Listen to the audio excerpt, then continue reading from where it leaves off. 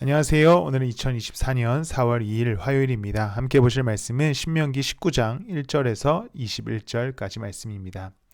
오늘은 도피성 제도부터 시작해서 경계에 관한 제도, 또 증인에 관한 규정, 그리고 눈에는 눈, 이에는 이라고 불리는 동해보복법이라는 규정까지 다양한 법률이 기록되는 법전입니다.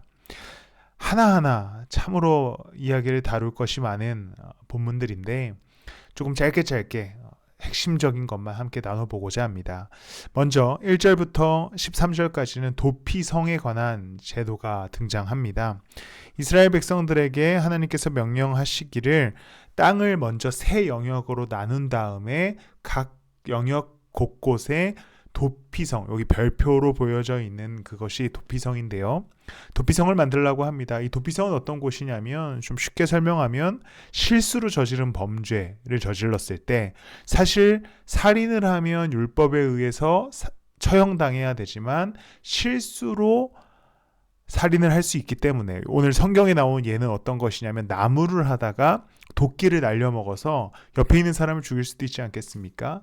그런 실수로 범죄한 자들이 도피하여서, 그래서 도피성이에요. 그곳에서 이제 재판을 정당하게 받을 수 있는 권리를 주는 곳이 바로 도피성입니다. 6절 말씀에 보면요, 도피성은 평소에 이웃을 미워한 일이 없는 사람이 실수로 이웃을 죽게 하였을 때 자기의 생명을 구할 수 있는 곳이므로, 그래서 먼 곳에 하지 말라는 거죠. 왜냐하면 멀리 가다가 또 복수를 당할 수 있기 때문에요. 어쨌든 살인자이지만 그가 부지 중에 저지른 그 살인을 통해 복수당하는 것이 아니라 보호받을 수 있는 장소가 바로 도피성입니다. 14절에는 아주 짧은 하나의 말씀이 나와요. 당신들은 주 하나님이 당신들에게 유산으로 주어 차지한 땅에서 이미 조상이 그어놓은 당신들의 이웃의 경계선을 옮기지 말라. 그러니까 하나님께서 여호수아 시대의 땅을 구획을 나눠서 각 지파에게 줬는데 이것을 힘으로 경계선을 옮기지 말라라는 것이죠.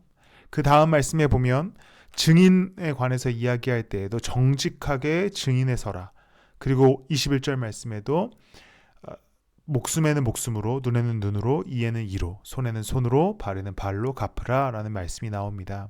이 말씀이 어떻게 보면 되게 잔인할 수도 있지만 잘 생각해 보면, 만약에 힘이 약한 사람이 힘이 센 사람의 뺨을 때렸다고 생각해 봅시다. 그러면 힘이 센 사람이 약한 사람에게 뺨을 한 대로만 갚을까요? 아마도 죽을 때까지 때릴 겁니다. 세계적인 논리도 그렇고 개인적인 논리에도 보통 그렇게 되죠.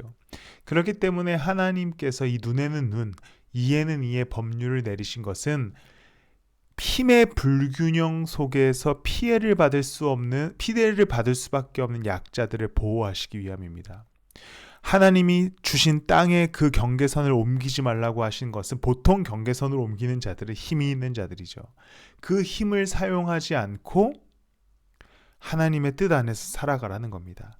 15절부터 나오는 이 증인에 대한 규정도 보통 힘 있는 사람이 증인들을 설득하고 회유해서 재판을 하게 하죠. 현 시대에도 마찬가지입니다. 그런 것들을 방지하는 하나님의 조항입니다. 살인을 실수로 저지른 자들이 힘 있는 자에 의해서 복수당하지 않도록 보호하는 것이 도피성이죠. 하나님의 모든 법률은 하나님의 정의와 공평 속에서 힘의 불균형을 하나님의 주권으로 동등하게 맞춥니다. 이것이 하나님의 법의 은혜인 것이죠.